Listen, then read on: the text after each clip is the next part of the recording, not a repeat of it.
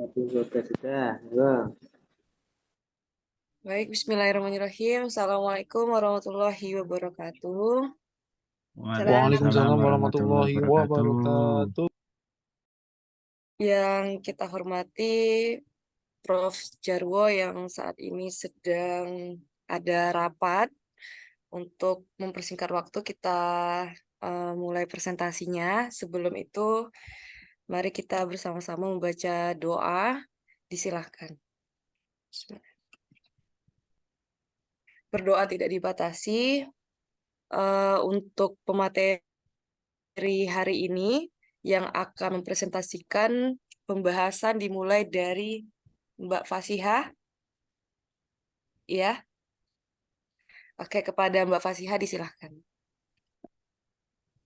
Baik, terima kasih atas kesempatannya Mbak Cindy.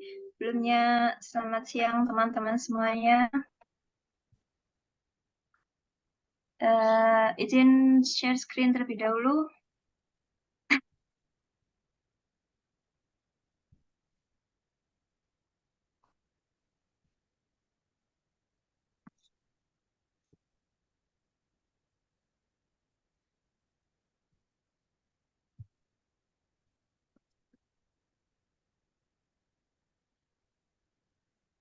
Baik, pada siang hari ini saya ingin membahas mengenai pentingnya modal sosial dalam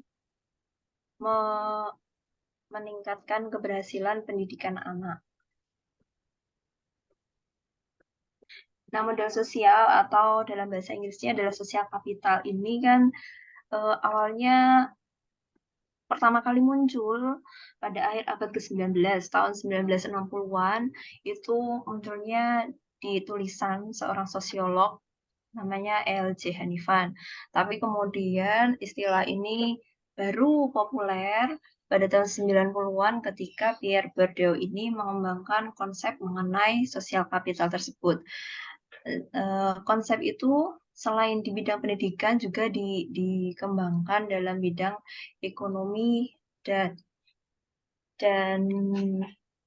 apa ya, saya lupa satunya. Jadi tidak hanya ada di bidang pendidikan, tapi nanti dalam pembahasan saya akan lebih membahas kepada sosial kapital dalam bidang pendidikan.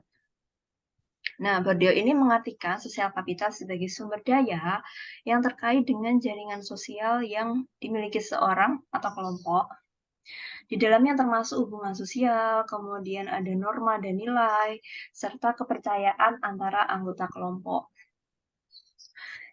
Jadi kaitannya sosial kapital, sosial itu kan kelompok, kemudian kapital itu modal, jadi apa-apa yang bisa digunakan, yang bisa diberdayakan dari apa yang diperoleh di kelompok tersebut dalam membentuk pendidikan anak, meningkatkan kualitas pendidikan yang diperoleh anak sehingga anak nanti akan berhasil dalam kehidupannya.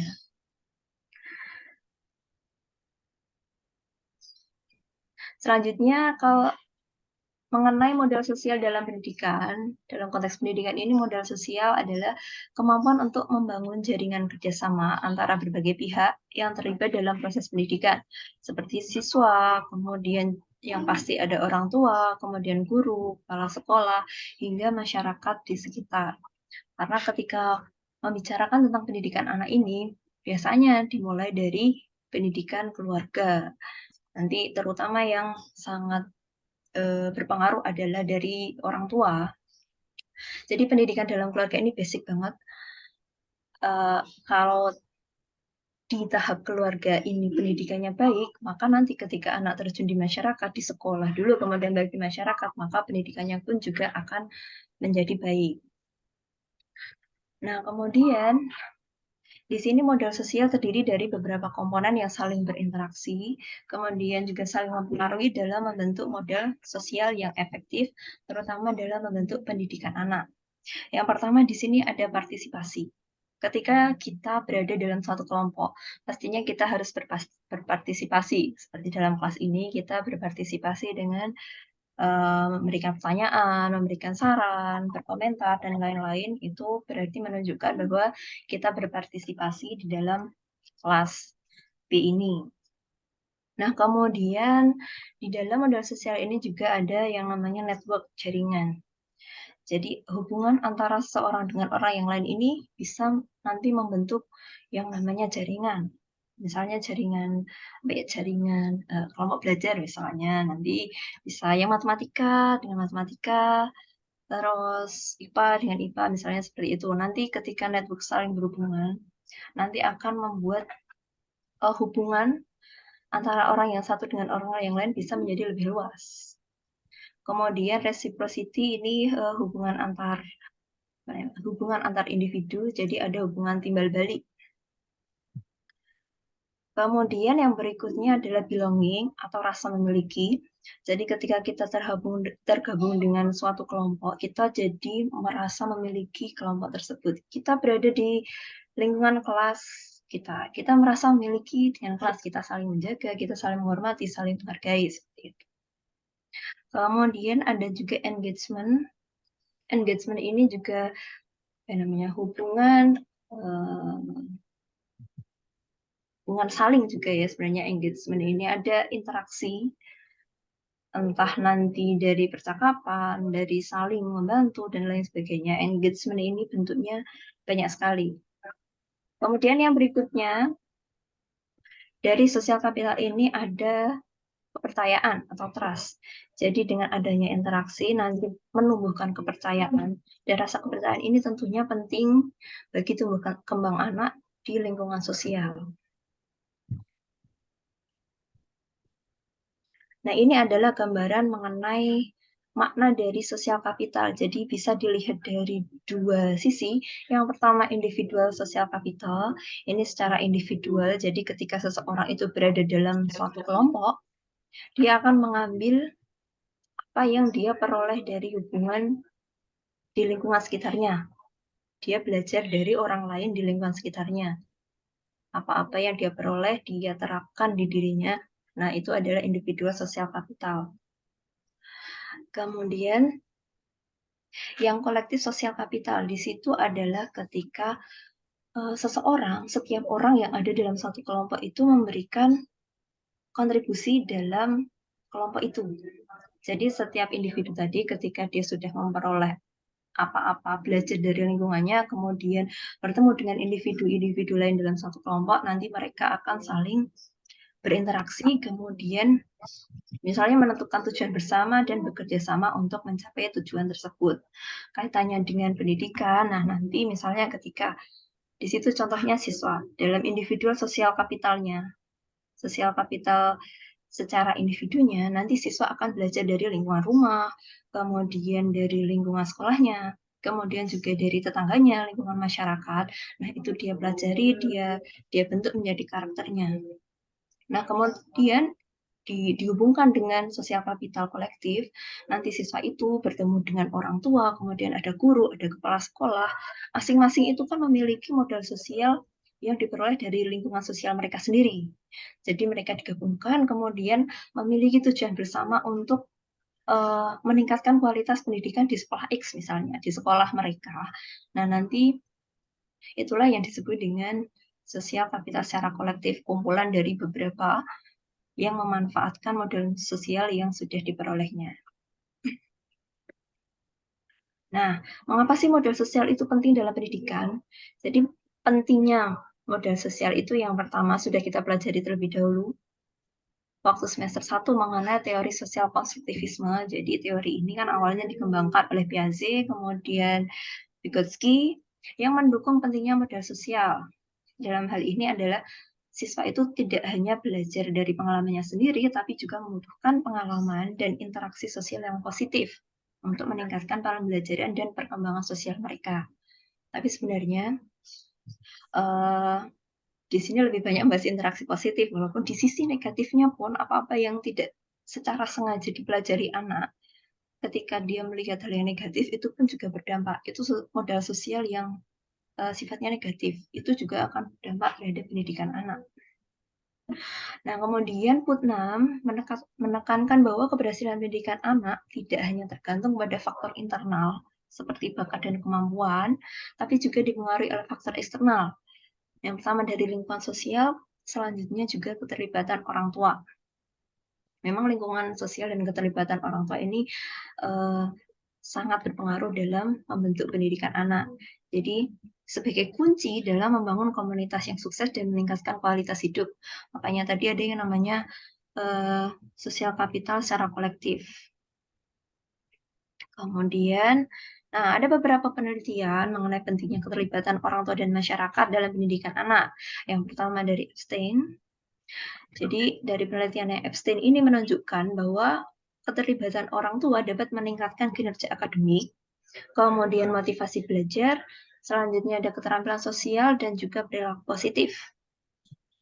Nah, ketika orang tua terlibat secara aktif dalam pendidikan anak, nanti juga dapat membantu memperkuat hubungan antara keluarga dan sekolah. Nah, biasanya kalau orang tua yang aktif yang memperhatikan pendidikan anaknya biasanya kan akan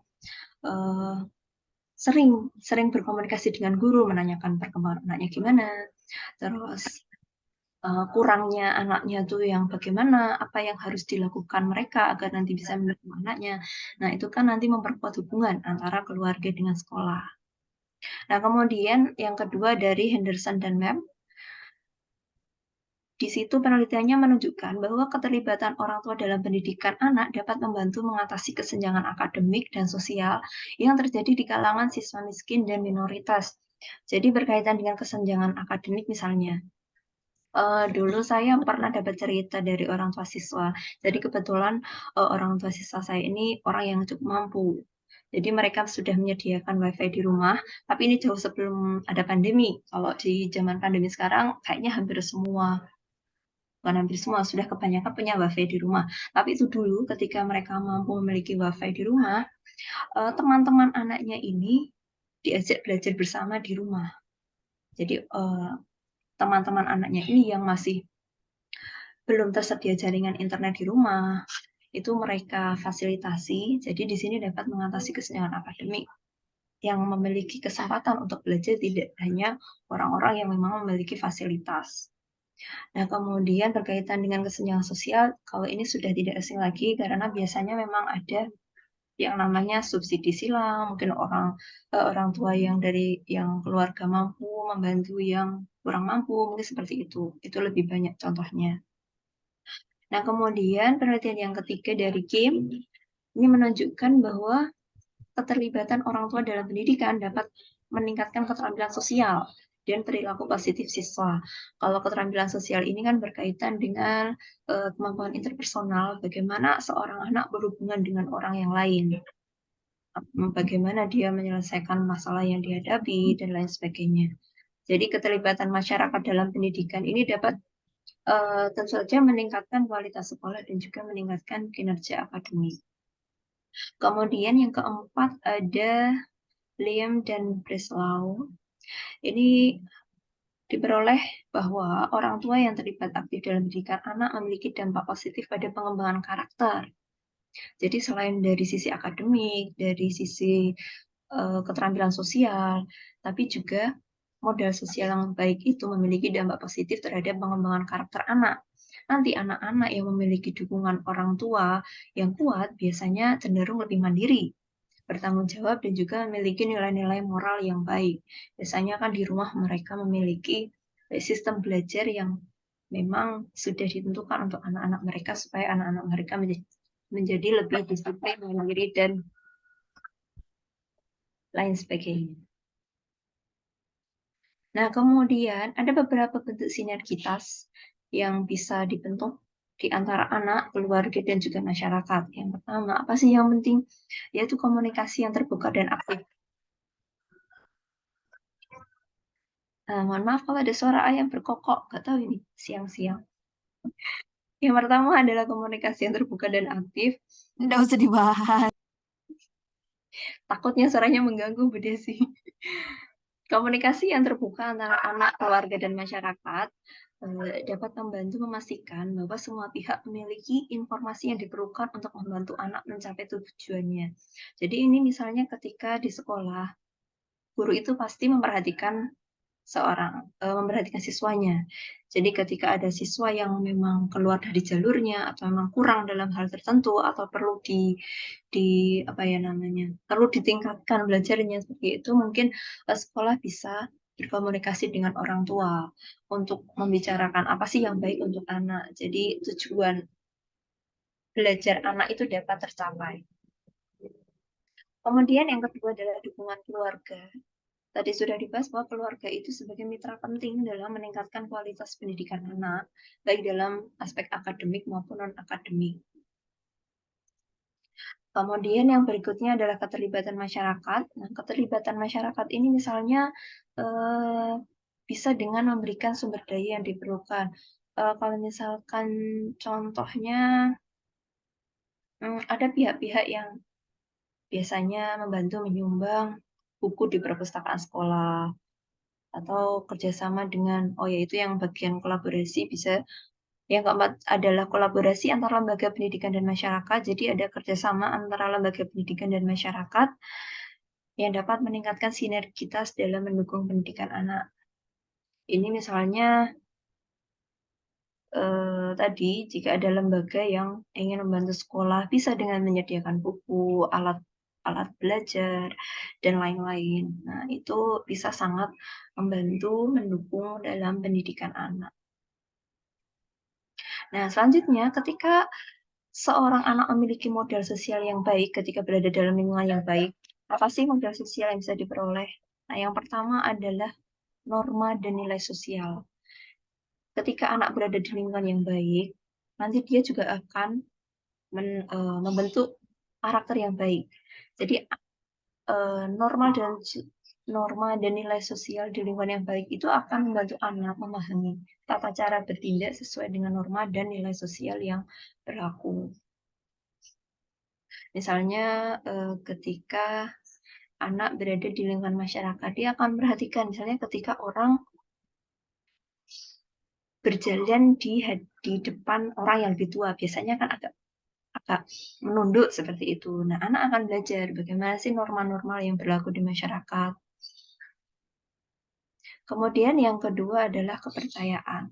Kepercayaan dan hubungan saling percaya yang terjadi dalam masyarakat, dalam interaksi sosial entah di keluarga maupun di masyarakat, ini akan membantu anak merasa aman, nyaman, dan memiliki rasa memiliki terhadap lingkungan sosialnya. Nah, ini tadi sudah sedikit dibahas ketika di depan tadi saya menyinggung tentang komponen dari sosial kapital. Jadi kepercayaan ini sangat penting supaya anak itu tidak tumbuh dalam trust issue, tidak khawatir, tidak mudah menaruh curiga terhadap orang lain. Kemudian mampu memiliki rasa aman. Ketika anak memiliki rasa aman, dia akan lebih mampu mengembangkan potensi dirinya. Dia tidak takut untuk dicela, tidak takut untuk berbuat salah, jadi dia akan terus berkembang. Nah, kemudian anak juga akan memperoleh keterampilan interpersonal atau keterampilan sosial tadi, meliputi kemampuan untuk kerjasama. Ketika anak terbiasa berada di lingkungan dan berinteraksi dengan orang lain, dia akan lebih mudah bekerja sama. Tidak kiku istilahnya ketika dia terjun di lapangan, di sekolah, di rumah, di lingkungan masyarakat nanti. Kemudian terampil dalam memecahkan masalah. Anak yang sering bergaul itu nanti dia akan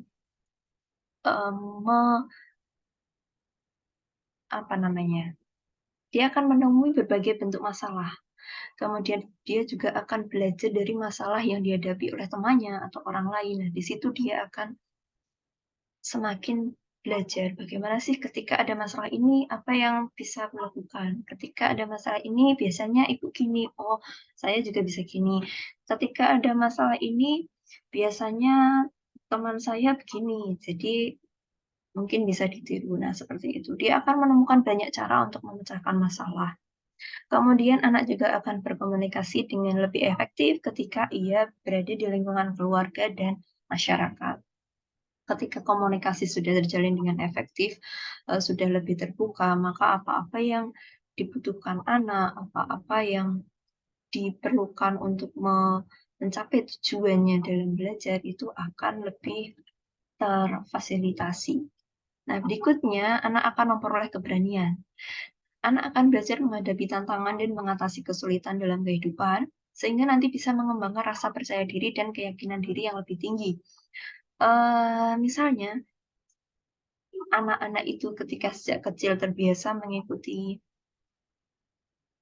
sebuah lomba, bukan lomba sih, mungkin tujuannya buat seru-seruan aja. Anakku diikutkan lomba gambar, lomba mewarnai, atau lomba apa seperti itu yang simpel-simpel yang 17-an itu kan biasanya mungkin tidak terlalu berambisi untuk menang, hanya sekedar melatih anak untuk bisa lebih berani, lebih percaya diri. Nah, itu kan ketika nanti dia butuh untuk tampil di hadapan banyak orang, dia akan lebih berani. Nah, selanjutnya adalah nilai yang baik yang bisa diperoleh adalah budaya membaca. Budaya membaca ini penting karena di tahun-tahun terakhir ini kan kita membicarakan tentang berbagai literasi. Pentingnya literasi. Nah, biasanya budaya membaca ini diperoleh dari keluarga yang memang sadar akan pentingnya pendidikan. Nah, budaya membaca ini penting untuk membantu anak untuk memperoleh pengetahuan dan meningkatkan kemampuan membaca dan menulis. Ini terlepas dari tingkat ekonomi, jadi tidak hanya orang tua yang mampu yang peduli dengan pendidikan anak, tapi ada juga orang tua yang dari kurang mampu, tapi juga peduli terhadap pendidikan anaknya. Bagaimana caranya orang tua itu akan membuat anaknya itu mengenal buku, belajar, dan lain sebagainya agar anaknya nanti bisa lebih baik. Nah, kemudian yang terakhir adalah jaringan sosial. Networking ini dapat membantu anak dalam mencari dukungan dan peluang dalam berbagai hal. Kalau ini misalnya, siswa saya itu ada yang dari dulu waktu SD kelas rendah, dia ikut grup menari, kelompok tari seperti itu. Nah, dia berada di jaringan sosial komunitas menari itu. Di situ dia kenal dengan anak-anak lain dari beda kabupaten. Nah, hal ini yang membuat saya kagum adalah memang beda banget antara anak yang biasa bertemu dengan orang-orang asing, orang-orang lain, itu dia jadi lebih berani. Nah, terus dia juga terbiasa tampil menari di depan banyak orang, jadi dia tidak mudah gugup. Kemudian, hubungannya dengan jaringan sosial adalah karena dia itu biasa tampil, dia kemudian banyak mengenal orang-orang dari sekolah lain. Kemudian di tingkat yang lebih tinggi dia mengenal guru. Guru-guru ini dari guru tarinya, kemudian ada koneksi dengan mentor-mentor tari yang lain, sampai akhirnya dia ketemu dengan Didik Nini Nowo. Nah, itu kan apa sih seniornya tari di Jogja. Jadi kayak itu sudah level atasnya penari-penari anak gitu. Jadi udah ketemu Didik Nini Nowo. Kemudian dari situ dia sering mengikuti festival tari FSLN ya itulah festival seni nasional gitulah. Nah, di situ dia sering ketemu dengan pejabat-pejabat pendidikan di dinas pendidikan. Nah, dari situ dia banyak dikenali karena kemudian sering juara. Nah, itu kan artinya membangun jaringan sosial. Dia jadi lebih dikenal. Jadi ketika di SMP pun dia sudah lebih banyak dikenal. Ketika dia lebih banyak dikenal, dia bisa dia sering ditunjuk untuk mewakili sekolahnya. Dia ditunjuk untuk mewakili kabupaten. Nah, seperti itu. Nah, berikutnya, apa sih strategi implementasi model sosial yang bisa diterapkan di sekolah? Yang pertama adalah membangun jaringan kerjasama antara keluarga, sekolah, dan masyarakat. Di sini misalnya guru melakukan pertemuan rutin. Kemudian ini masih diskusi kelompok atau kegiatan-kegiatan lain yang nanti bisa melibatkan banyak orang, melibatkan keluarga, dari sekolah, dan juga masyarakat. Kemudian meningkatkan partisipasi orang tua jelas, nanti orang tua bisa diajak mengikuti rapat, mengikuti pelatihan, atau bahkan bisa diajak menjadi relawan di sekolah. Kemudian yang ketiga, mengoptimalkan peran guru. Nah, peran guru di sini adalah memfasilitasi terbentuknya jaringan sosial di antara siswa. Di sini tadi sudah saya contohkan jaringan sosial, itu guru juga perlu memfasilitasi supaya anak itu bisa mengoptimalkan potensinya dan membentuk jaringan yang dapat berdampak positif terhadap kehidupannya. Kemudian yang keempat adalah mengembangkan kegiatan pembelajaran yang berbasis pada pengalaman sosial. Jadi misalnya anak sedang belajar tentang jual beli, bisa diajak ke pasar atau belajar tentang apa ya namanya? Ya pokoknya nanti bisa diajak turun ke masyarakat, dilibatkan masyarakat dilibatkan dalam pembelajaran anak. Kemudian yang kelima adalah mendorong partisipasi siswa dalam kegiatan-kegiatan sosial di luar sekolah. Misalnya mengajak anak-anak mengumpulkan sampah di pantai. Nah, itu cuma misalnya kegiatan sosial. Baik, terima kasih teman-teman semuanya. Mungkin ini saja dari saya berkaitan dengan pentingnya model sosial dalam pendidikan anak. Selanjutnya saya kembalikan kepada Mbak Cindy. Baik, terima kasih Mbak Fasiha atas penjelasan materinya. Selanjutnya kepada Pak Bayu, disilahkan.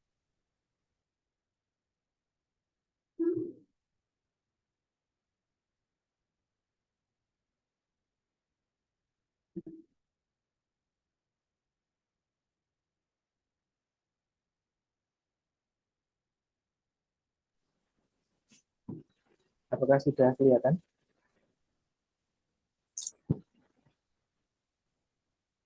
Sudah, Pak. Pak Bayu. Sudah, Pak.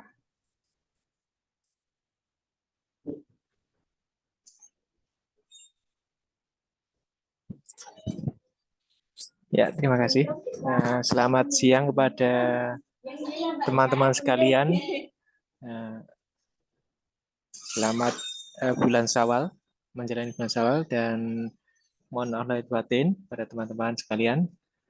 Saya akan melanjutkan kepada tentang ini ya, kapital sosial. Hampir mirip dengan pertanyaan Mbak Fasiha. Tapi ada sedikit yang akan saya jabarkan di sini. Di sini berkaitan dengan fungsi kapital sosial di bidang pendidikan.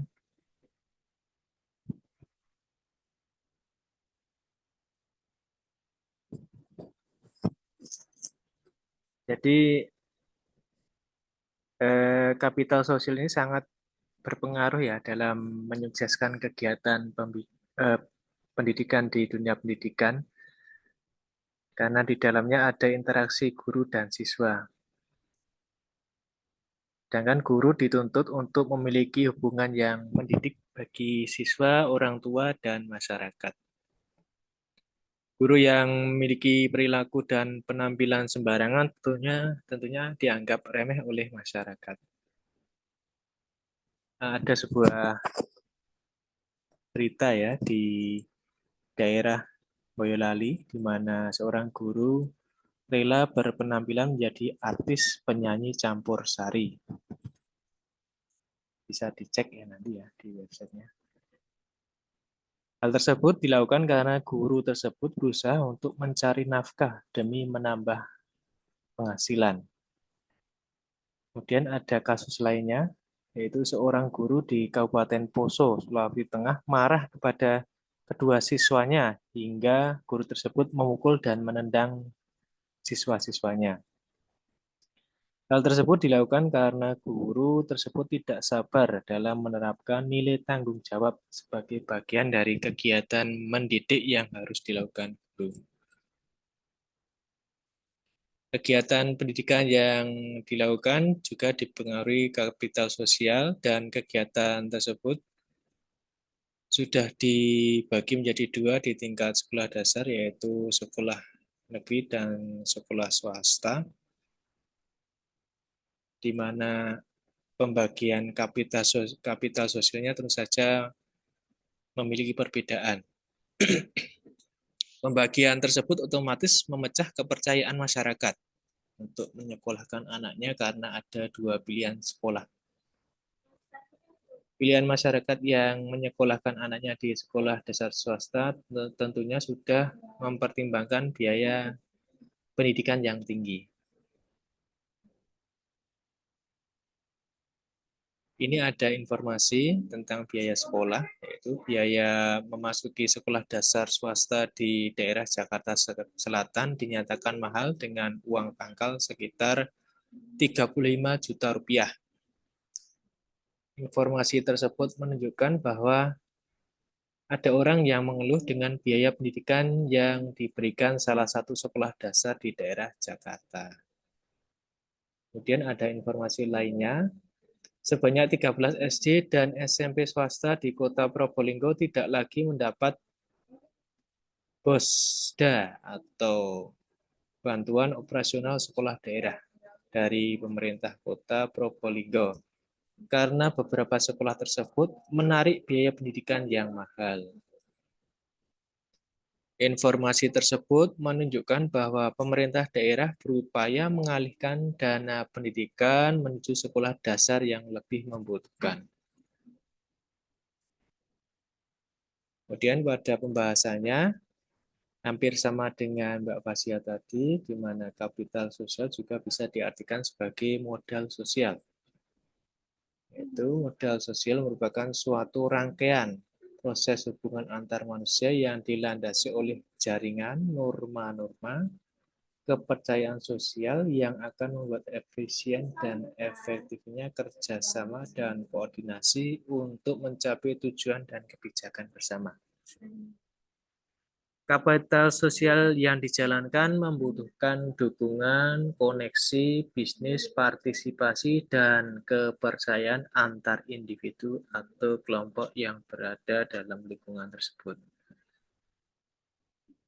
Dukungan, koneksi, partisipasi, dan kepercayaan yang diperoleh guru dari masyarakat diharapkan dapat menjadikan fungsi kapital sosial dalam hal ini bidang pendidikan menuju ke arah yang lebih baik. Nah, ini ada definisi lainnya di mana kapital sosial adalah istilah yang mengacu pada jaringan. Hampir sama ya dengan tadi ya. Kemudian ada pendapat dari sosiolog James Coleman yang mendefinisikan bahwa modal sosial sebagai serangkaian sumber daya tertanam dalam hubungan keluarga dan organisasi sosial masyarakat yang paling berguna untuk perkembangan kognitif dan sosial seorang anak. Anak sekolah dasar berada dan hidup di tengah hubungan keluarga, sekolah, dan masyarakat. Kemudian dimensi modal sosial masyarakat berisi nilai dan norma serta pola-pola interaksi sosial untuk mengatur kehidupan keseharian anggotanya. Pihak lembaga pendidikan atau pengurus sekolah dasar dalam hal ini diharapkan memiliki hubungan yang baik dengan masyarakat untuk menyukseskan modal sosial atau kapital sosial.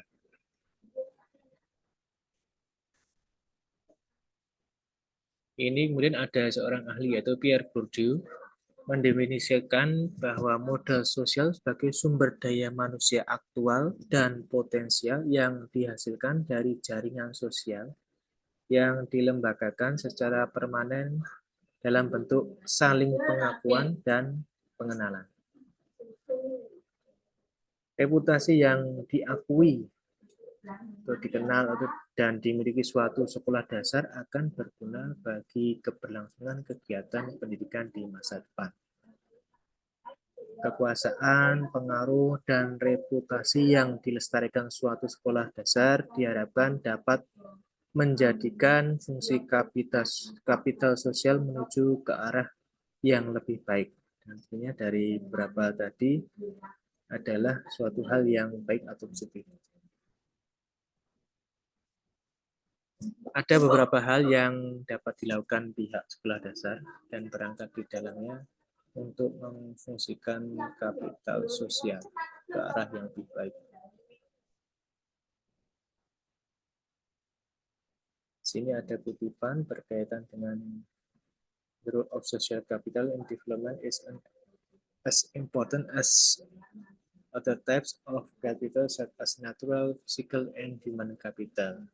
Di fungsi kapital sosial akan mengarahkan manusia sebagai human capital, yaitu manusia yang memiliki kemampuan menemukan pekerjaan dan penghasilan yang lebih baik. Jadi beberapa hal tadi, yang pertama yaitu hubungan. Jadi hubungan yang dibentuk guru dengan orang tua atau masyarakat diharapkan dapat dijalin dengan baik supaya tercipta harmoni dan kerjasama. Saling bertukar informasi tentang fenomena kehidupan siswa baik di sekolah maupun di lingkungan keluarga dan masyarakat merupakan hal yang penting dan harus diperhatikan oleh guru dan orang tua dalam memantau kegiatan sehari-hari, khususnya kegiatan pembelajaran. Jadi di sini urgensinya hubungan yang harus dilakukan oleh seorang guru. Dan masih berkaitan yaitu komunikasi. Jadi harapannya komunikasi dapat dilakukan secara terbuka dan jujur. Individu dapat memahami pandangan, kebutuhan, dan harapan satu sama lain. Komunikasi merupakan faktor penting bagi guru tidak hanya dalam bagaimana guru mengkomunikasikan isi mata pelajaran yang diajarkan, tetapi juga bagaimana mereka meyakinkan, memotivasi, dan mendorong siswa untuk melakukan sesuatu yang lebih baik. Jadi hal-hal yang dilakukan dalam berkomunikasi juga harus mempertimbangkan kondisi siswa supaya diarahkan menuju hal yang lebih baik. Kemudian bagian selanjutnya yaitu menghormati. Karena menghormati perbedaan sangatlah penting dalam membangun hubungan yang harmonis, di mana terdapat perbedaan dalam masyarakat kita, yaitu seperti latar belakang, budaya, dan keyakinan yang berbeda. Pembinaan atau penanaman toleransi sangat diperlukan oleh setiap orang dengan tujuan agar manusia saling menghormati dan menghargai akan adanya perbedaan dan keragaman, baik itu agama, budaya, ras, suku, dan lain sebagainya. Terutama di sekolah yang terdapat perbedaan, misalnya ada beda suku, suku Jawa dan suku Sunda, nah ini sangatlah harus diterapkan. Kemudian berkaitan dengan membantu sesama, merupakan salah satu nilai dasar yang harus dipegang oleh setiap individu dalam masyarakat. Karena dengan membantu sesama dapat membentuk hubungan yang lebih kuat. Guru sangat penting dalam menerapkan peran membantu memecahkan masalah yang dihadapi siswa karena peran guru sangat diperlukan oleh peserta didik. Jadi guru berperan supaya siswa saling membantu sesamanya dan supaya diterapkan dan dibiasakan supaya dari sejak kecil saling membantu.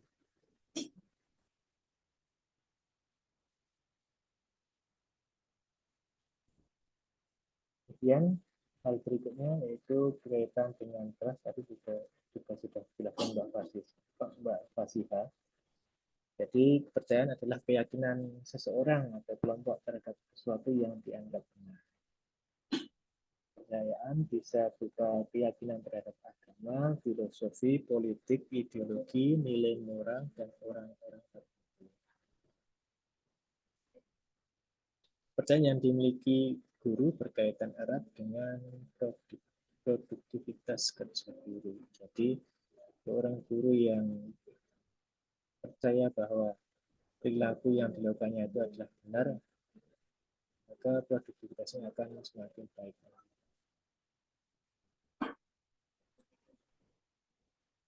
Kemudian hal berikutnya adalah reputasi, yaitu pandangan atau opini yang dimiliki oleh seseorang di mata publik berdasarkan perilaku, kinerja, dan pengalaman yang diketahui atau dialami oleh orang lain. Reputasi dapat dibentuk oleh berbagai faktor seperti interaksi sosial, tindakan, penampilan, citra, dan persepsi dari orang lain. Citra lembaga pendidikan dapat dibentuk berdasarkan komponen reputasi akademis atau mutu akademik dengan cara meningkatkan kinerja profesionalitas kepala sekolah, guru, serta staf yang terkait di sekolah. Reputasi dapat memiliki pengaruh besar terhadap kesuksesan seseorang atau lembaga. Karena reputasi yang baik dapat memperkuat kepercayaan sebelumnya tadi, kemudian memperluas jaringan sosial dan membuka peluang bisnis baru. Kesimpulan yang dapat diambil, kapital sosial yang diimplementasikan di dunia pendidikan dapat memberikan fungsi yang berguna demi kemajuan lembaga pendidikan. Ada beberapa hal yang mendukung fungsi kapital sosial, seperti antara lain hubungan, komunikasi, menghormati, membantu, kepercayaan, dan reputasi. Beberapa hal tersebut dapat dilakukan guru, orang tua, dan masyarakat untuk mensukseskan kapital sosial dalam bidang pendidikan. Dan sekian presentasi yang dapat saya sampaikan. Terima kasih. Terima kasih Pak Bayu atas presentasinya. Selanjutnya yang terakhir kepada Bu Asih, disilakan. Terima kasih Mbak Cindy. Mohon izin teman-teman untuk share screen.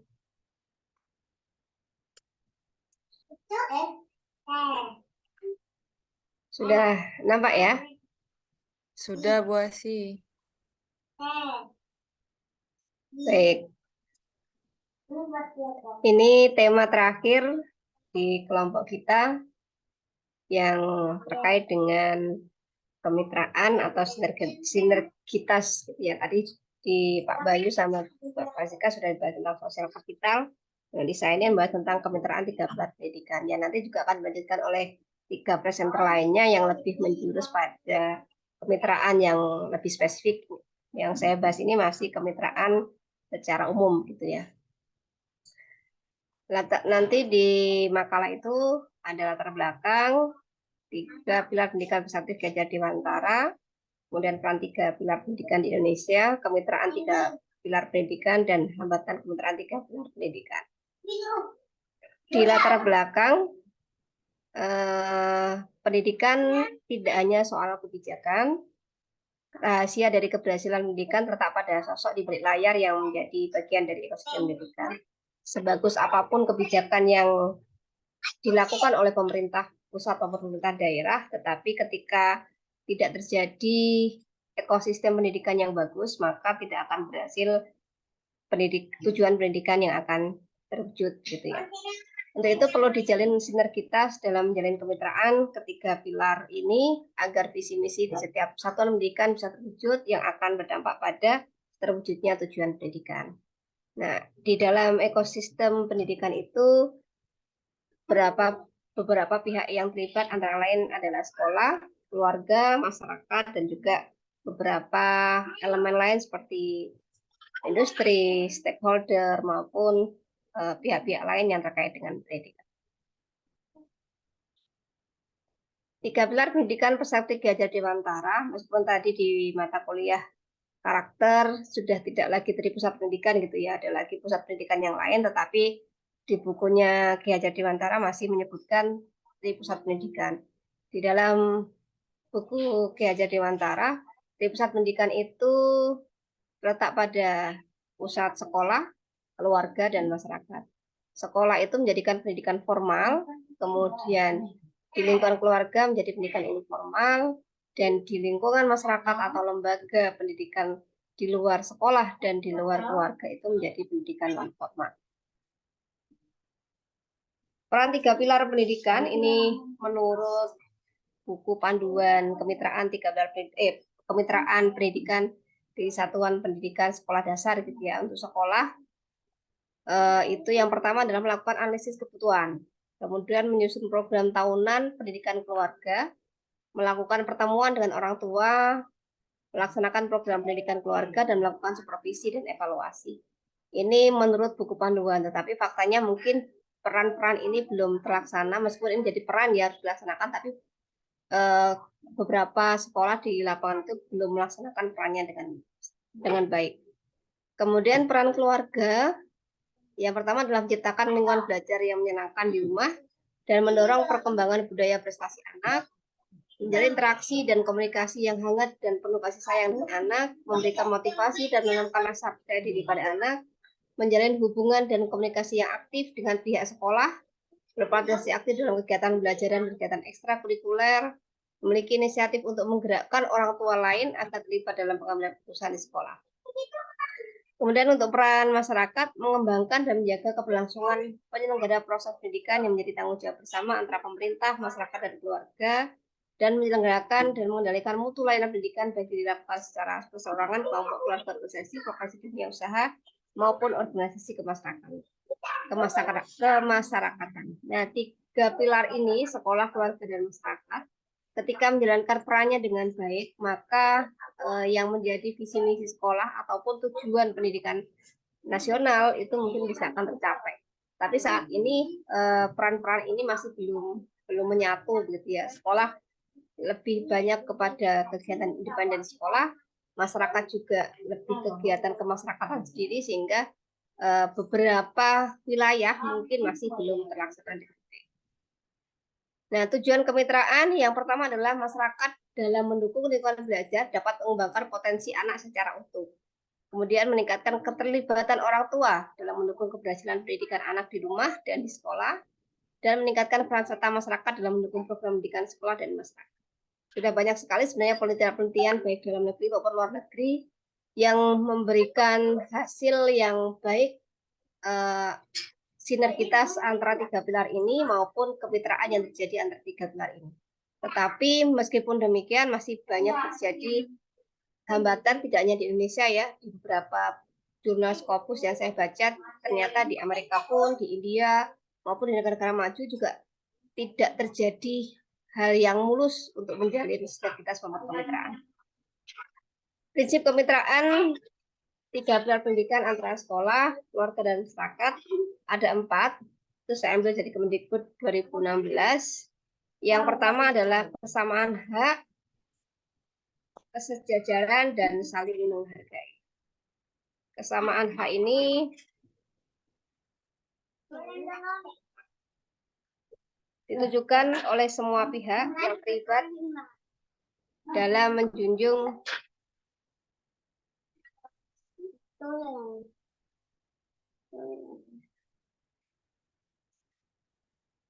kesamaan hak, kesejajaran, dan saling menghargai yang ditujukan oleh semua pihak ini terlibat akan mendorong interaksi dinamis dan harmonis antara sekolah, keluarga, dan masyarakat. Hal ini meyakinkan bahwa setiap anggota melibatkan diri secara aktif dan sukarela memberikan kontribusi dalam perencanaan, implementasi, dan evaluasi program kemitraan. Jadi antara sekolah, antara keluarga, dan masyarakat itu memiliki hak yang sama dan mereka posisinya sejajar. Tidak berarti bahwa ketika orang tua diundang, sekolah lebih tinggi posisi kedudukannya dan sebagainya, gitu ya. Tadi mereka memiliki kedudukannya sama, sehingga interaksi itu harus berlaku bolak-balik. Kemudian semangat gotong royong dan kebersamaan. Kerjasama dari semua pihak, sekolah, keluarga, dan masyarakat tercapai jika semua menyadari bahwa ada kepentingan yang sama dalam hal pendidikan anak.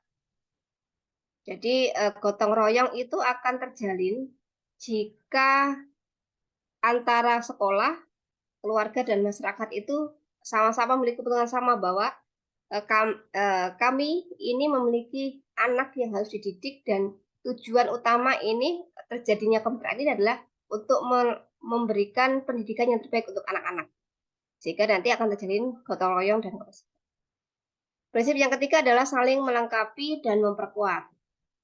Sekolah tidak dapat mencukupi segala kebutuhan pendidikan yang ada, gitu ya, karena sekolah juga memiliki keterbatasan, apalagi sekolah-sekolah yang berada di pedalaman, gitu ya, tidak hanya keterbatasan sarana prasarana, bahkan keterbatasan SDM pun juga bisa terjadi, gitu. Sehingga dengan adanya kemitraan ini bisa saling melengkapi dan memperkuat dari kekurangan-kekurangan yang ada untuk melengkapi apa yang akan menjadi tujuan dan visi misi sekolah. Dan ini pernah saya temui di sekolah penggerak yang saya dampingi. Kemitraan ini berjalan ketika di sana SDM-nya hanya 3 guru gitu ya. 3 guru, 2 ASN-nya, cuma kepala sekolah sama gurunya, satunya yang masih kontrak. Sedangkan guru-guru yang lain itu mereka perdayakan dari orang tua yang sukarela untuk mengajar. Nah, ini adalah salah satu bentuk kemitraan untuk saling melengkapi kekurangan-kekurangan guru. Sementara mengandalkan dinas pendidikan tidak semudah itu. Gitu. Kemudian prinsip yang keempat adalah saling asasi dan asuh. Ini menjadi prinsip yang di mana-mana begitu ya. Prinsip asasi dan asuh ini membantu dalam membagikan pengalaman, pengetahuan, keterampilan, dan norma dalam kemitraan. Jadi selain itu dengan rasa kasih dan sayang, semua pihak akan saling membelajarkan satu sama lain untuk menciptakan lingkungan pendidikan yang baik bagi semua orang. Nah, kemudian partisipasi keluarga, nanti untuk strateginya mungkin dibahas di kelompok lain gitu ya. Partisipasi keluarga untuk mendukung adanya kemitraan, yang pertama adalah partisipasi orang tua dalam pendidikan. Kedua, dukungan orang tua pada kegiatan sekolah. Ketiga, orang tua hadir pada kegiatan orang tua yang sedangkan sekolah. Orang tua merespon terhadap kewajiban sekolah. Orang tua menjadi teladan dengan menyontohkan perilaku yang baik bagi putra-putrinya. Orang tua memonitor pekerjaan rumah dan perkembangan belajar anak. Orang tua secara aktif membantu kebutuhan belajar anak di rumah. Dan orang tua dapat menjadi volunteer kegiatan. Nah, ini partisipasi orang tua ini kalau di kota-kota dan orang tua yang sudah sadar pendidikan, mungkin sebagian besar sudah terlaksana gitu ya, tetapi untuk di wilayah tertentu yang kesadaran pendidikannya masih rendah, masih banyak orang tua yang menyerahkan pendidikan itu sepenuhnya ke sekolah. Kemudian partisipasi masyarakat itu bisa dalam 5 bentuk ini, meskipun bisa lebih dari itu gitu ya. Ini yang saya ambil dari bukunya dari Normina. Yang pertama adalah material, sumbangan material bangunan untuk memperbaiki ruang dan tempat belajar agar proses pembelajaran berjalan lancar.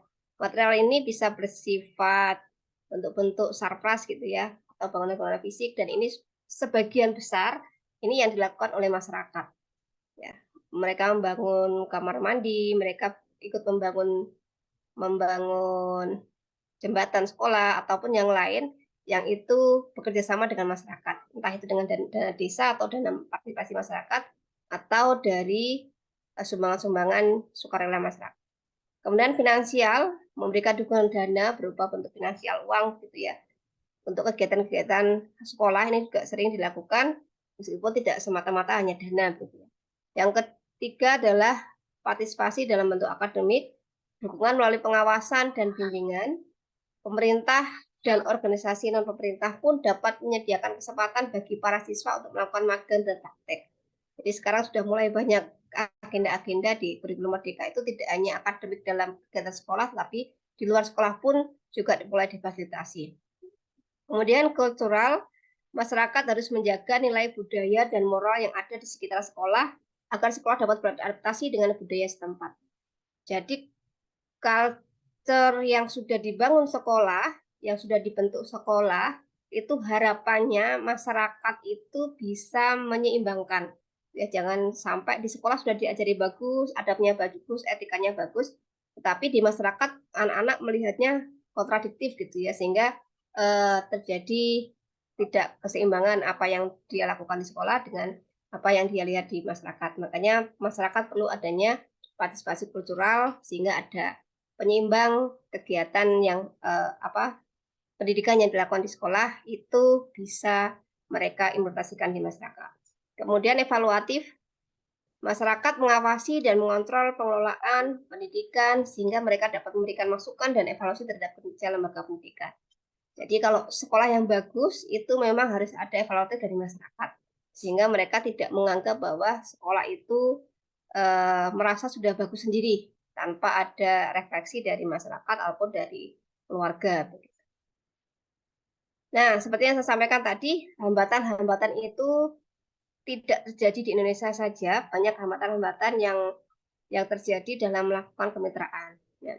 Hambatan bisa muncul dari guru maupun dari sekolah. Yang dari guru ini biasanya guru terbiasa melakukan pekerjaan tanpa bantuan orang lain.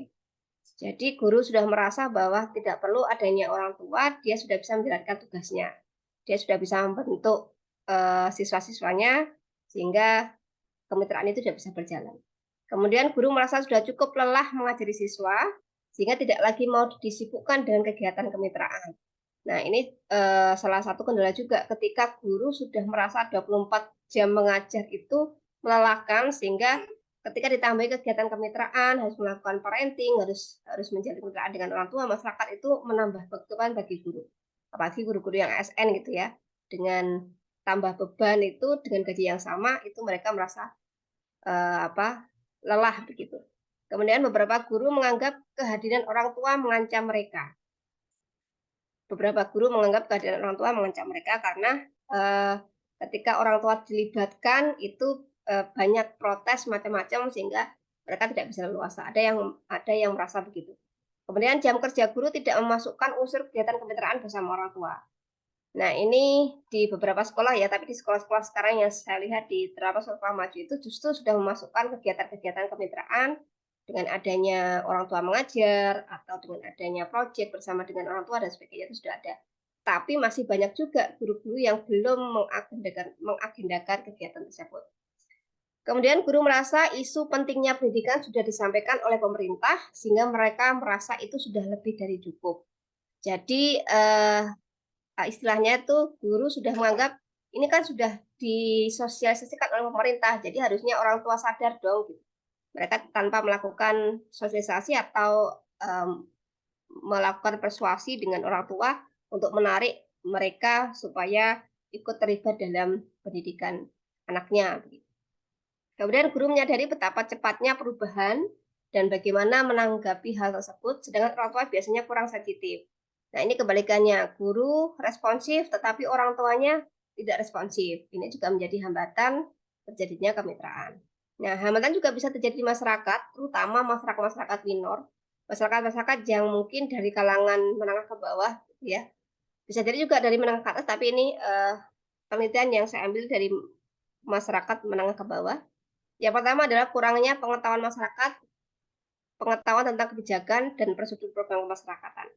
Jadi orang tua, masyarakat tidak mengetahui keterlibatan mereka ke sekolah itu ngapain. Gitu. Kemudian kurang aspiratifnya pimpinan sekolah dalam mewakili pandangan masyarakat dalam konteks pimpinan sekolah yang seyogyanya juga mewakili pendapat masyarakat, hambatan dapat berasal dari sikap para pemimpin sekolah itu sendiri. Jadi kadang kepala sekolah itu merasa suara yang dominan itu yang disuarakan. Suara-suara minoritas itu karena mereka tidak terlalu vokal sehingga kadang tidak terwakili ketika diundang begitu ya, sehingga orang tua sehingga masyarakat kadang merasa enggan. Kemudian pertemuan antara pihak sekolah dan orang tua atau masyarakat sering diwarnai dengan kurangnya pendanaan. Dan ini sering sekali terjadi gitu ya. Ketika orang tua diundang, masyarakat atau tokoh masyarakat diundang, itu rata-rata sekolah meminta bantuan baik finansial maupun material terkait dengan kurangnya sarpras ataupun kekurangan yang lain. Dan ini biasanya menjadi hal yang menjadi apa ya istilahnya ketika diundang pasti nanti pasti ada iuran dan sebagainya. Dan itu yang menjadi hambatan ketika mau menjalin kemitraan. Dan perlu disosialisasikan ke masyarakat maupun orang tua bahwa kemitraan tidak hanya sebatas pada finansial maupun material. Kemitraan dengan masyarakat dan keluarga itu bisa bermacam-macam. Nah, kemudian ini saya ambil dari ini ya, dari Map dan Kuter ya tentang kemitraan sekolah keluarga dengan kerangka kemitraan.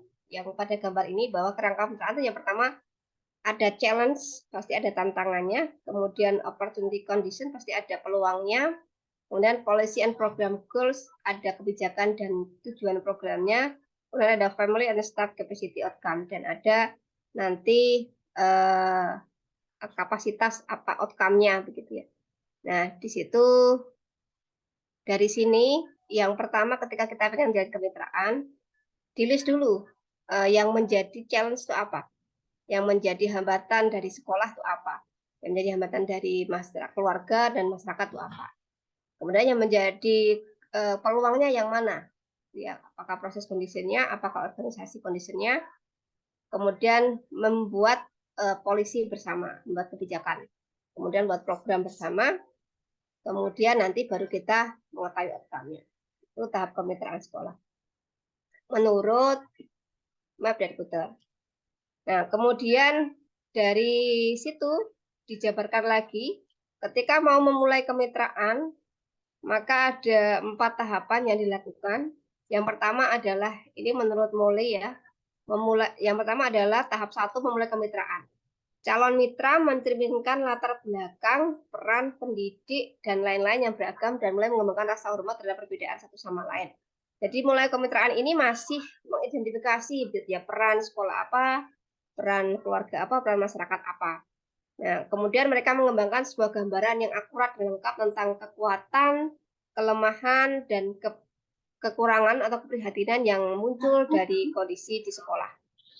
Kemudian mereka baru memahami keterlibatan orang tua dan masyarakat dalam sekolah. Itu masih tahap memulai kemitraan. Nah, kalau tahap membangun kemitraan, mungkin sekolah-sekolah yang sudah tahap membangun kemitraan, mitra potensial mengembangkan pemahaman bersama tentang kesenjangan yang ada. Jadi sudah tahu gap antara sekolah dan kira-kira masalah-masalah sekolah itu mereka sudah mulai memahami, kemudian menunjukkan kesediaan untuk berbagi sumber daya. Jadi kalau sudah membangun kemitraan antara sekolah, keluarga, dan masyarakat itu sudah mulai berbagi sumber daya yang kira-kira mereka bisa berpartisipasi apa. Kemudian tahap ketiga mengembangkan visi dan misi. Itu antara sekolah, keluarga, dan masyarakat menghasilkan dan memprioritaskan hasil yang diinginkan untuk kerjasama mereka dan mengembangkan visi yang mencerminkan hasil dari kemitraan. Jadi di kemitraan ini ada tujuan yang jelas, kemudian mereka memberikan ide-ide tentang kemitraan ini seperti apa, yang akhirnya nanti mereka memiliki tanggung jawab yang sama antara keluarga, sekolah, dan masyarakat. Yang terakhir adalah tahap yang keempat, menerjemahkan perencanaan ke dalam tindakan kolaboratif. Ya, kalau ini sudah kemitraan yang bagus gitu ya, karena ada tindakan kolaboratif. Mitra mengidentifikasi kegiatan yang menangani hasil prioritas dari kemitraan dan menentukan kelayakan setiap kegiatan. Jadi ini sudah berjalan kemitraannya, tetapi mereka tahu prioritas-prioritas mana yang harus dilakukan. Kemudian mereka mengembangkan rencana kolaboratif yang melibatkan mitra dan mengimplementasikan satu atau beberapa kegiatan yang lebih layak seperti kegiatan proyek, kegiatan program, atau program-program bersama yang dilakukan oleh sekolah, keluarga, dan masyarakat. Nah, itu dari saya. Terima kasih. Saya kembalikan ke Mbak Cindy. Baik, terima kasih Bu Asi atas presentasinya. Selanjutnya kita buka sesi tanya jawab. Jadi nanti bisa memberikan pertanyaan kepada Mbak Fasiha, Pak Bayu, dan Bu Asi. Kepada Bapak Ibu, disilakan yang ingin bertanya. Pak Kici. Oke, Sebentar ya, lagi ya, menyusun. siap. Oke, kepada Pak Abdul, silakan. Baik, terima kasih teman-teman. Sehat selalu. Assalamualaikum warahmatullahi wabarakatuh. Kalau saya lihat di daftar judul umum yang diberikan, Ibu Asi dan Pak Bayu lebih kepada membahas sinergitas anak, keluarga, masyarakat sebagai sosial kapital dalam mensukseskan pendidikan ya. Kalau Bu Fasiha itu lebih ke poin yang mana ya Bu? Poin yang pertama ya atau yang kedua? Di judul yang besar itu. Tapi nggak apa-apa.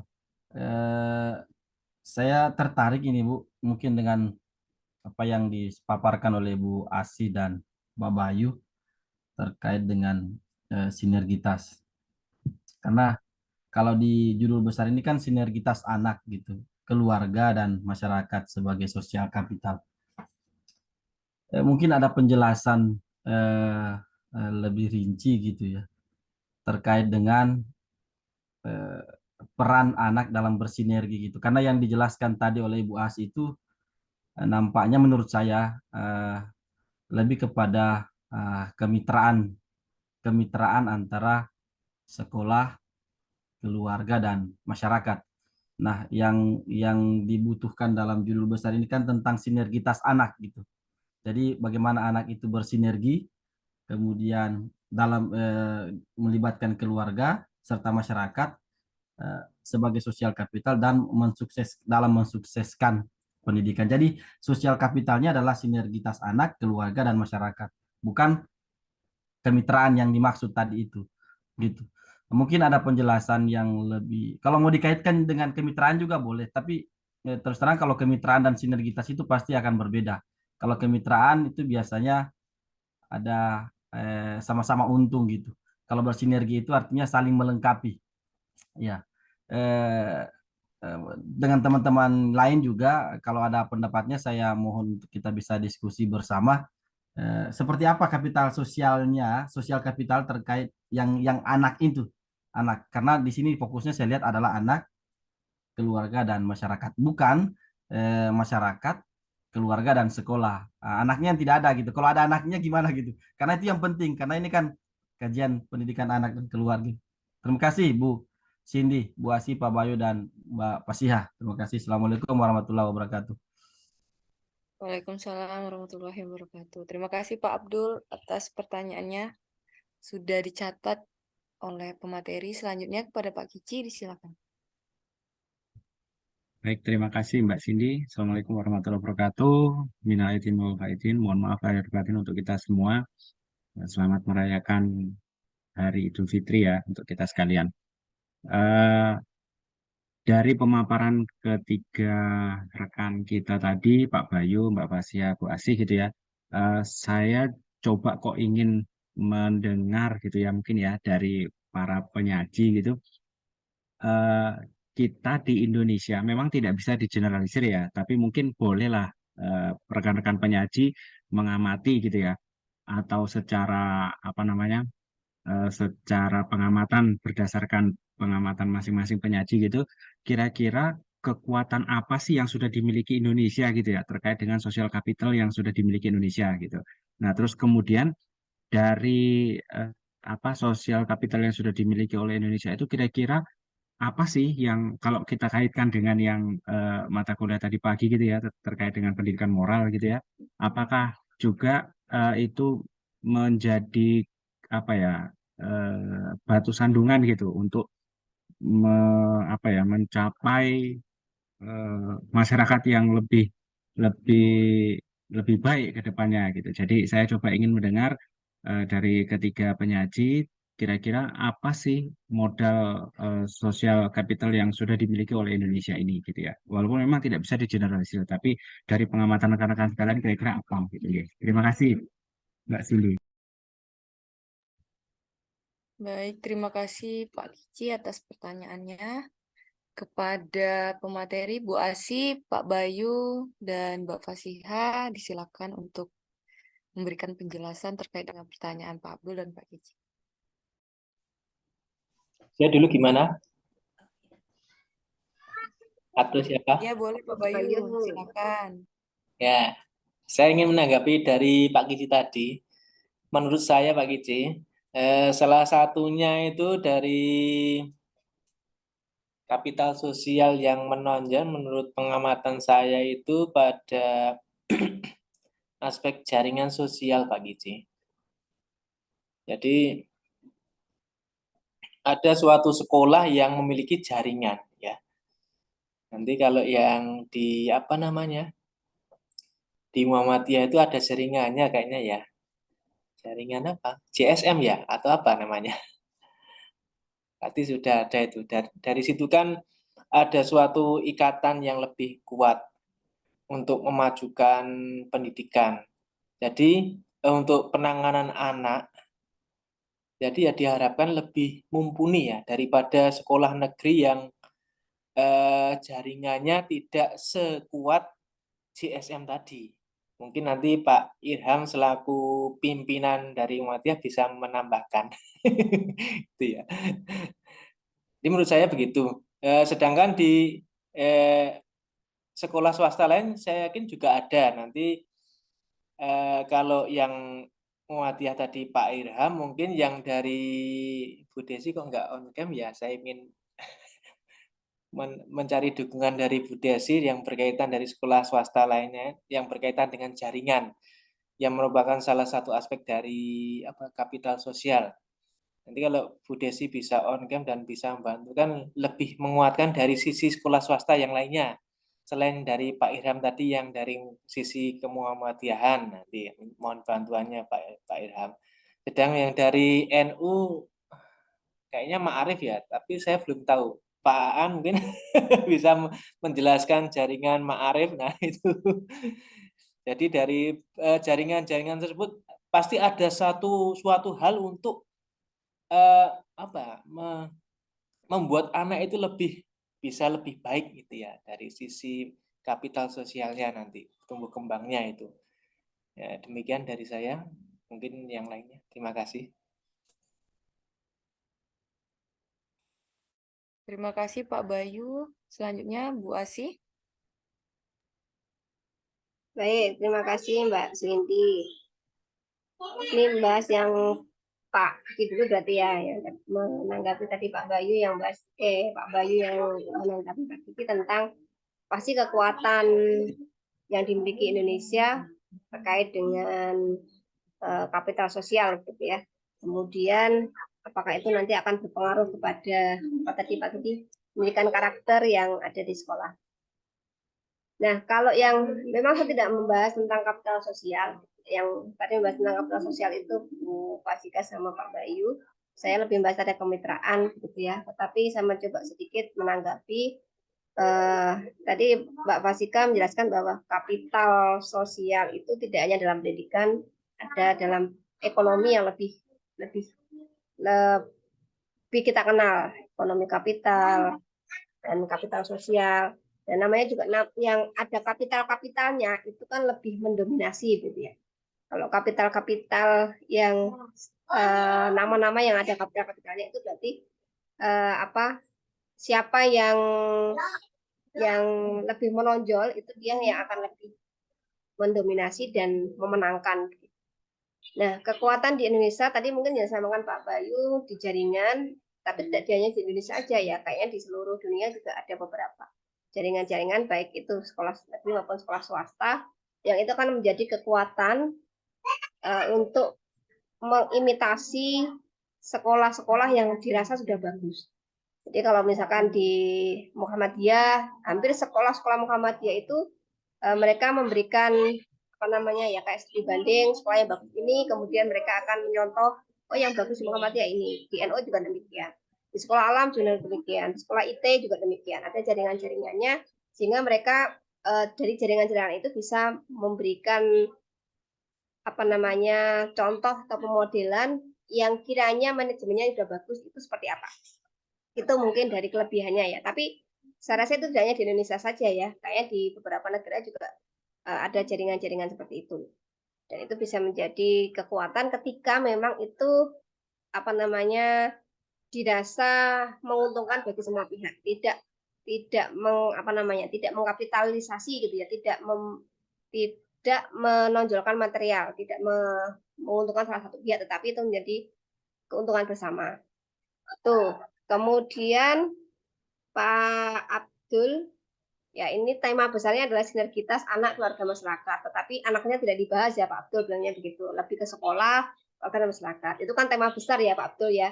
Kalau tema besar kan bebas. Kemarin aja Pak Sofyan aja ngambil tentang apa itu jauh dari temanya tentang cerai atau apa itu ya, orang tua yang broken home dan sebagainya, itu kan tidak ada sama sekali di judul temanya. Tapi ya namanya tema besar, boleh kita ngambil bagian-bagian kecilnya gitu kan. Kita mau sinergitas antara keluarga masyarakat ya boleh, kita mau cari kemitraan keluarga saja ya silahkan gitu kan. Tidak harus selalu semuanya dilibatkan ke semuanya. Nah, untuk yang saya bahas sebenarnya saya tidak membahas tentang ada anaknya di situ karena saya menganggap anak itu sebagai objek. Ya, anak itu sebagai pekam yang harus dijadikan sasaran dalam pendidikan. Jadi peran anak yang saya maksud di sini, anak memang tidak berperan, tetapi anaklah yang menjadi objek untuk dijadikan tujuan dari sekolah, dari keluarga dan masyarakat itu. Jadi mungkin nanti untuk peran anaknya akan dibahas Bu Desi kalau nggak salah ya, kemitraan antara sekolah dengan sekolah, yang itu lebih banyak kerjasamanya antara anak dengan sekolah lain dan sebagainya. Mungkin ya, saya juga nggak tahu pembahasannya Bu Desi jauh mana. Kalau saya tidak membahas tentang peran anak dalam sinergi itu seperti apa. Tapi saya lebih membahas tentang kemitraan yang objeknya nanti anak itu mau jadikan seperti apa sih? Ya, jadi anak dijadikan sasarannya, bukan anak itu disuruh ngapain, ya karena ini lebih ke lebih ke pendidikan luar sekolah ya. Jadi kita tidak mengenakan sesuatu ke anak, tetapi anak itu yang menjadikan kita sasaran, kita harus ngapain sih ketika kita anaknya pengen seperti ini. Itu yang saya bahas Pak Abdul. Jadi mohon maaf saya tidak membahas tentang peran anak seperti apa. Ya mungkin di presentasi berikutnya, mungkin kalau ada mungkin Bu Desi ya kalau nggak salah ya, atau Bu Hema ya tentang peran atau sinergitas sekolah dengan sekolah, yaitu mungkin ada peran anaknya untuk menjalin sinergi dengan sekolah lain. Itu Pak Abdul. Baik, terima kasih Bu Asi atas jawabannya. Kalau Bagaimana ada Bapak contoh Adi? dari teman-teman yang bisa kita diskusikan bersama-sama terkait dengan bagaimana anak itu dalam hal bersinergi terhadap sekolah dan keluarga. Siapa tahu teman-teman lain punya contoh. Baik, Pak Abdul, sebelum ke teman-teman, pada Mbak Fasihah, disilakan. Baik, terima kasih Mbak Cindy. Sedikit menanggapi tadi Pak Abdul menanyakan materi saya itu ikut tema yang mana. Jadi sebenarnya awalnya judulnya saya itu adalah pentingnya sinergitas anak, keluarga, dan masyarakat. Tapi kok saya mikirnya kepanjangan, jadi langsung saya potong, saya ambil pentingnya model sosial. Karena di dalam model sosial itu kan memang tadi sudah disebutkan, komponennya adalah muncul network, kemudian interaksi. Jadi memang di situ sudah ada interaksi antara anak, keluarga, dan masyarakat. Tadi sudah saya jelaskan juga bahwa model sosial itu bisa dilihat secara individu, maksudnya ketika anak itu belajar dari sosial. Kemudian kalau secara kolektif itu hubungannya antara anak, keluarga, dan masyarakat, dan orang-orang ini berkumpul menjadi suatu kelompok, misalnya dalam komunitas suatu sekolah. Nah, di situ adalah model sosial secara kolektif. Kalau disinggung mengenai peran anaknya sendiri, sebenarnya sudah saya singgung sedikit tapi tidak secara eksplisit. Karena di situ saya membahas mengenai teori sosial konstruktivis yang menyatakan bahwa anak itu belajar tidak hanya dari pengalamannya sendiri, tapi juga berasal dari interaksinya dengan orang lain dan lingkungannya. Di situ kan berarti anak memang harus belajar secara belajar sendiri dari apa yang dia lakukan di lingkungannya. Mungkin sedikit berbeda dari yang punya Ibu Asi. Kalau Bu Asi tadi mengatakan bahwa anak itu objeknya, kalau menurut saya malah justru anak ini menjadi subjeknya. Dalam model sosial secara kolektif, anak ini dia juga menjadi subjek dalam pendidikannya sendiri. Maksudnya adalah karena anak ini merupakan anak ini harus berpartisipasi secara aktif agar dia memperoleh pengetahuan, dapat membentuk karakter-karakter yang baik, itu kan harus berpartisipasi secara aktif, harus proaktif. Kemudian anak ini juga bisa menentukan tujuan belajarnya sendiri. Itu kalau anak ini sudah memiliki regulasi diri yang baik tentunya. Tapi ketika anak belum memiliki regulasi diri yang baik, tentunya harus mendapat dukungan dari orang tua, guru, dan juga masyarakat di sekitar. Kemudian yang ketiga, peran anak adalah aktif dalam pembelajaran. Meskipun tidak dituliskan secara eksplisit kan, tapi jelas ketika anak itu ingin pendidikan anak itu ingin baik, anak itu juga harus aktif dalam pembelajarannya. Kemudian anak itu juga harus disiplin. Disiplin itu kan dari dirinya sendiri. Anak nggak bisa disuruh kamu harus disiplin. Ketika anak dipaksa-paksa, mungkin justru dia akan semakin semakin memberontak. Tapi harus ada kesadaran diri anak itu sendiri. Nah, ketika semuanya disatukan antara anak, kemudian orang tua dan juga masyarakat, itulah yang akan mendorong meningkatnya kualitas pendidikan. Harapannya kan seperti itu. Tapi tadi memang ada hambatan-hambatan seperti yang sudah dijelaskan oleh Bu Asi. Mungkin itu sedikit dari saya, Pak Abdul. Saya kembalikan kepada Mbak Cindy. Baik, terima kasih Mbak Fasihah. Bagaimana Pak Abdul? Ada tanggapan? Siap, Bu Cindy. Semangat teman-teman semua. Mantap. Oke, baik. Terima kasih Pak Abdul atas kesimpulannya. Selanjutnya ada lagi dari Bapak Ibu. Ya, karena tadi disenggol saya ya, nanti Pak Irham Oh akan ya, menyampaikan. siapaan? Silakan. Ya, terkait organisasi ya, terkait dengan ke NU-an nanti perspektifnya nanti terkait dengan Pak Irham juga pasti ada kesamaan dan juga setidaknya perbedaan yang sedikit ya, misalnya seperti itu. Kalau kami terkait dengan yang namanya kapital sosial ini, ya mana mengacu jaringan sosial ya ke NU-an sendiri. Tentunya di NU itu juga ada Banom ya, badan otonom yang mengatur segala urusan-urusan terkait dengan bagaimana nilai-nilai ajaran Ahlussunnah wal Jamaah itu memang diperkuat. Nah, di sini untuk internalisasi ya, yang mana disampaikan khususnya kalau di kami itu ada yang namanya tasamuh, tawazul, kemudian ta'adul, kemudian tawasud ya. Yang mana ini kalau kita artikan tasamuh ini lebih kepada toleransi dan ketulusan dan kemauan untuk sekedar menerima perbedaan pikiran dari pihak yang berbeda pandangan. Sehingga di sini tasamuh ini toleransinya kita berpikiran toleransi memang diperkuat. Kemudian ada tawazun yang makna menjaga keseimbangan dan keselarasan.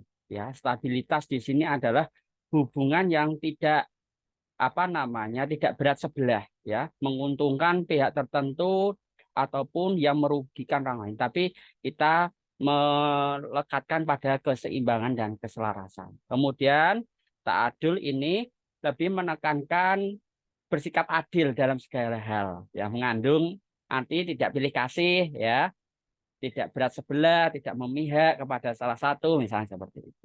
Dan juga tawasud, ya kehidupan multikultural yang menuntut semua masyarakat selalu damai, menanamkan berpikiran terbuka. Nah, itu adalah nilai-nilai internalisasi. Adapun kalau di dalam sekolah-sekolah yang berbasis NU itu pembiasaan amaliyah aswaja itu yang memang diutamakan. Misalnya tentunya adalah tilawatil Quran, kemudian kegiatan berjanji, kemudian ada tahlilan bersama maupun melaksanakan ziarah kubur. Itu adalah karakteristik internalisasi ya, khususnya pada Ahlussunnah wal Jamaah.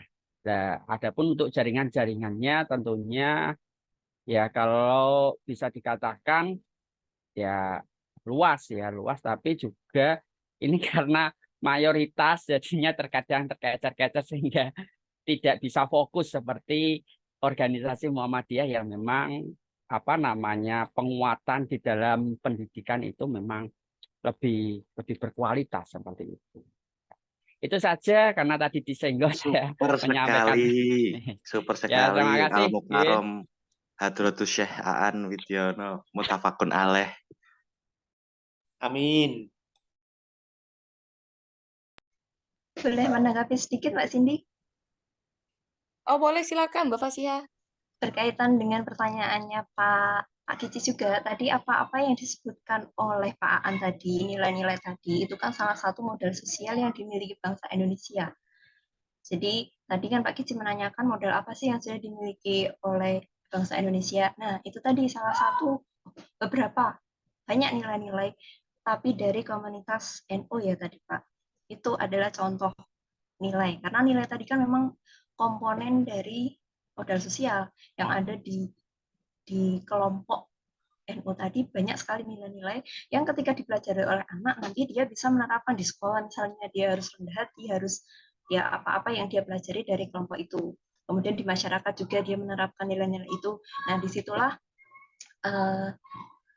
nilai-nilai bekal apa tadi namanya yang dimiliki oleh bangsa Indonesia dalam rangka membentuk karakter anak Indonesia, generasi Indonesia, seperti itu.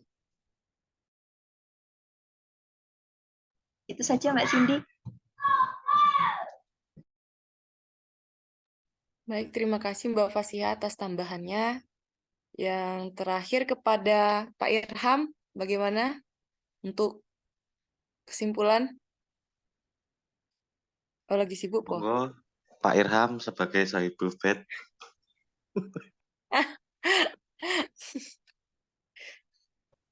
Dilanjut dulu ya teman-teman ya. Terima kasih. Atau yang Siap. lainnya yang mewakili Terima kasih Bulia, Pak Irham Muhammadiyah atas kayaknya Bulia. closing-nya ya, closing Yang dari statement-nya. Muhammadiyah, ayo Bulia, Bu Nurma. Tahu itu Pak Bayu kan dari Muhammadiyah. Saya netral aja. Iya nih, Jangan intoleran ya ini ya. Loh, enggak, Apa netral itu ini? yang gimana Pak Bayu? Wong kita sama-sama kok. Iya, Enggak, jangan mengkotak-kotak lah. enggak, saya Iya, menghargai ini semuanya. gimana ini Pak Bayu? Isu intoleran baru muncul loh, Lah dibedakan iya, Muhammadiyah Pak sama Bayu kok malah tidak. jadi yang radikal ini Nah, gimana? Astagfirullahaladzim. sudah, Enggak. fotonya Pak, dimunculkan. aman, aman. Kalau RT saya itu Damai, Muhammadiyah, damai. RT sebelah itu NU, jadi semuanya tetap saya solati masjidnya. Ya, Aman. Pak. oh Ya, gitu, sudah. siap. Ayo foto Izin bersama, foto Bapak, izin ya bersama teman-teman yuk. ya. Udah mau Mumpung ini selesai masih yuk. suasana Ramadan Lebaran, saya mau membersihkan hati dulu ya. Jangan sampai ada Ayo foto titik-titik bersama, yang ayo, harus. ayo, ayo. Ya, foto bersama dulu, Ya, laporan. foto bersama. Ya, foto aja. Foto yang Ya, cantik. sip. Yang Mantap. belum On aktifkan cam, kamera on cam. diaktifkan, Bu Desi, pemirsa, Tunggu Pak Bu Jarwo. Hema, Bu Bu Desi, Susi, Bu Emma, Bu Susi. Pak Mirsa Pak bangun. Sofyan, ayo Pak Sofyan. Halo, nggih Pak Jarwo, monggo Prof. Pak Mirsa. Sofian ini Pak malah Mirza bangun. Bangun. Apa ini? Pak Mirza cuci muka dulu. Pak Mirza cuci Pak Bayu muka. mungkin recordnya bisa di stop dulu Pak Oh iya, Bayu. tak stop dulu. Perlu kok. Bentar. Karena ini Pak Be.